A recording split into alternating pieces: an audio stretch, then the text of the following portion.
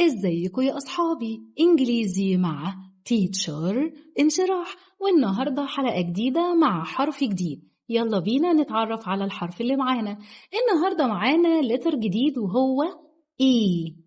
إي إي، وزي ما تعودنا أهم حاجة عندي أبقى عارف اسم الحرف. The name of the letter is E. E E and the sound is eh. Eh eh eh. E E eh eh. E E eh eh. أيوة، برافو عليكم يلي كررتوا ورايا. يبقى أنا عندي the name is E. E and the sound is eh. Eh. The sound is eh.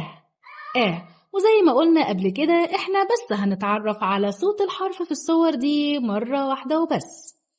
E eh. Egg. E eh. Elbow. E eh. Envelope. E eh. وهنيجي دلوقتي لأسهل مرحلة، والمرحلة اللي احنا هنبدأ فيها نكتب الحرف by directions. مهمة قوي ان احنا نلتزم باتجاهات الحرف ده لو احنا حابين يطلع خطنا شاطر ونبقى من الشطار. عندنا letter E النهاردة كتابته الكابيتال سهلة جدا جدا. كل اللي انا هعمله يا اصحابي هاجي عند الستارت بوينت وهعمل line down، بعدين هرجع تاني عند الستارت بوينت واعمل dash dash dash. line down 3 dashes. تاني line down dash dash dash. What letter is this? E.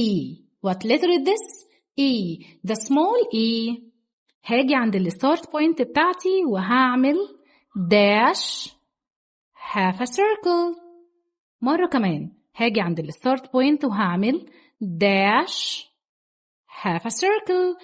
أهم حاجة هنا لازم أعرفها وأخد بالي منها إن السمول E ما طلعش فوق اللاين التاني وما نزلش تحت اللاين التالت. هنكتبه between the second line and the third line. هنكتبه بين اللاين التاني، الخط التاني والخط التالت.